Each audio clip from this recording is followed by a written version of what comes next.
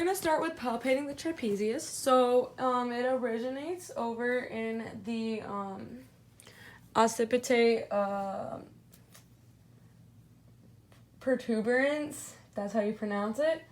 And it goes to the medial portion of the superior nuchal line.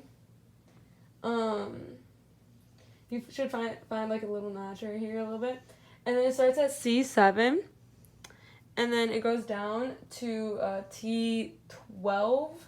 So you can go 1, 2, 3, 4, 5, 6, 7, 8, 9, 10, 11, 12. So about there is about T12.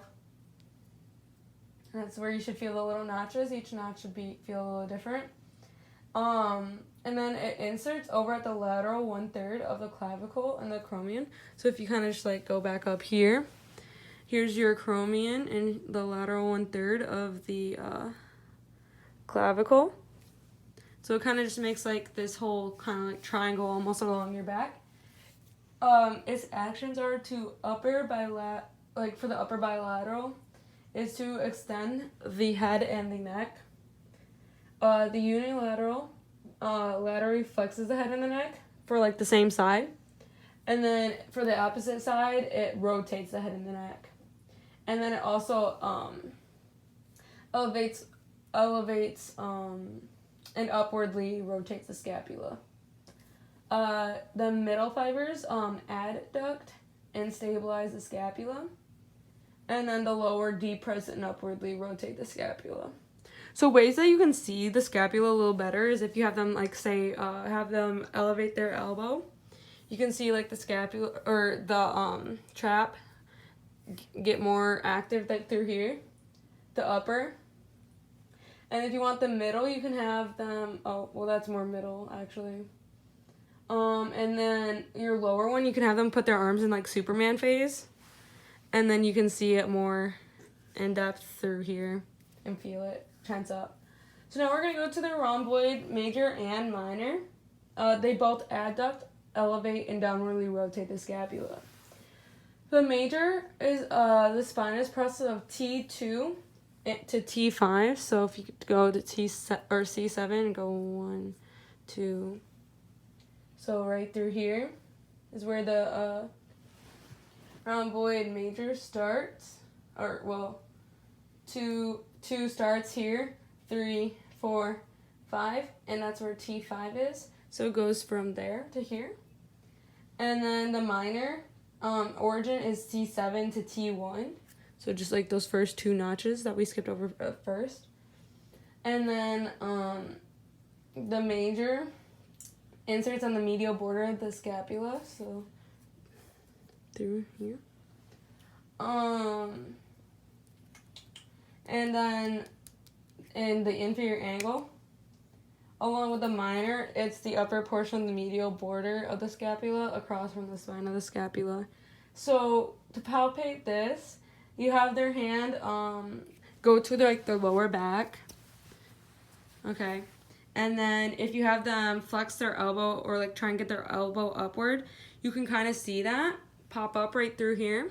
And if you kind of just move your fingers perpendicularly, you can kind of feel it a little bit. You have to move it underneath the trapezius. So now we're going to move on to the levator scapulae, which you can have your partner lay their arm back down. Unilaterally, it elevates, downwardly rotates the scapula, and laterally flexes the head and neck, along with rotates the head and neck on the same side.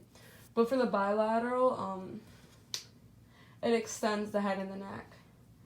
Its origin is the transverse process of 1 through 4 cervical vertebrae. So you start up here and go 1, 2, 3, 4. And then with that, its insertion is the medial border of the scapula between the superior angle and the superior portion of the spine of the scapula. So if you want to palpate this, you can find the spine of the scapula, and then if you want to just move up, you should be pretty much right there. But what helps you is if you have them elevate their shoulder, you can feel that levator scapula just kind of like move, and you should just be able to like kind of roll on and off it a little bit in a way. So now we're going to go to their serratus anterior. So you have your partner flip onto your back.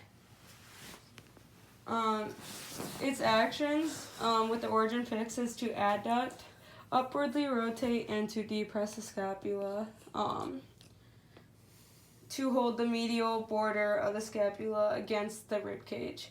And then if the scapula is fixed, it might like help to elevate the thorax during like forced inhalation.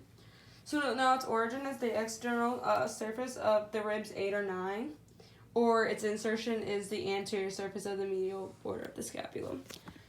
So in order to palpate this, you can have your partner raise their arm and then put their hand in a fist and then kind of like have them press up. And you can just see those muscles just engage right through here. And it just goes all the way through the back.